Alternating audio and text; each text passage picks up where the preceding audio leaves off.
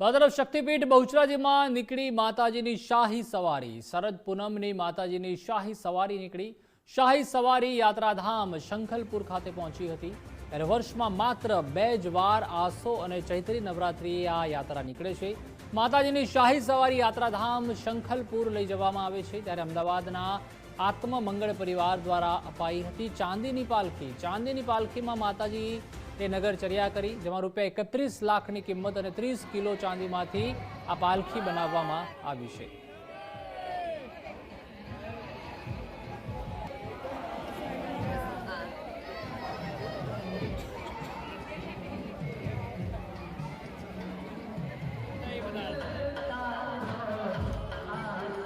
વધુ માહિતી માટે સંવાદદાતા મુકેશ જોશી જોડાઈ ચૂક્યા છે. મુકેશ, દર વર્ષે ભવ્યાતિ ભવ્ય માતાજીની આ શાહી સવારી નીકળે છે, તેઓને ગાર્ડ ઓફ ઓનર પણ આપવામાં આવે છે. ત્યારે આ વખતે ખાસ ચાંદીની પાલખી ભક્ત દ્વારા બનાવવામાં આવી છે. કેવો ભક્તિમય માહોલ સર્જાયો છે?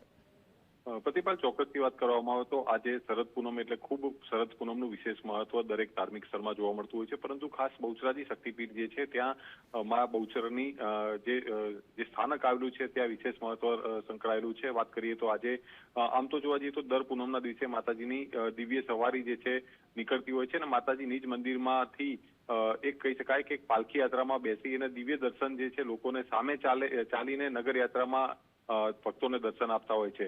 ખાસ વાત કરીએ તો જે માતાજીની રૂટીન જે દર પૂનમની નીકળતી શાહી સવારી એટલે કે દિવ્ય સવારી જે છે એ આમ તો બહુચરાજીના મુખ્ય માર્ગો ઉપર ફરતી હોય છે. પરંતુ ખાસ વાત કરીએ તો આસો નવરાત્રી અને ચૈત્રી નવરાત્રી એમ બે નવરાત્રી એટલે કે બે જે પૂનમ હોય છે એ પૂનમના દિવસે શંખલપુર ગામ એટલે કે બહુચરાજીથી 2 કિલોમીટર દૂર આવેલું આ એક યાત્રાધામ છે. ત્યાં માતાજીની દિવ્ય સવારી પહોંચતી હોય છે અને ત્યાં પણ તેમનું ભવ્ય સામયું એટલે કે સ્વાગત કરવામાં આવે છે.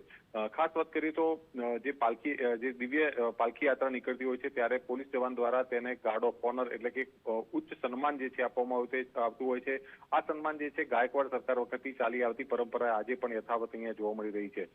સાથે વાત કરવામાં આવે તો આજે દિવ્ય સવારી જે છે માતાજીની આજે પણ નીકળી હતી અને વિશેષ આ સવારીનું મહત્વ એટલા માટે ખાસ રહેલું છે કે અમદાવાદના એક માઈ ભક્ત દ્વારા કહી શકાય કે 31 કિલો એટલે અંદાજે 30 લાખ રૂપિયાની કિંમતનું એ જે કહી શકાય ચાંદીથી જડિત નવી પાલખી જે છે માતાજીને ભેટ રૂપે અર્પણ કરવામાં આવી હતી. આ સવારીની અંદર માતાજી આજે નગરચર્યાએ નીકળ્યા હતા, એ પણ એક આકર્ષણનું કેન્દ્ર રહ્યું છે.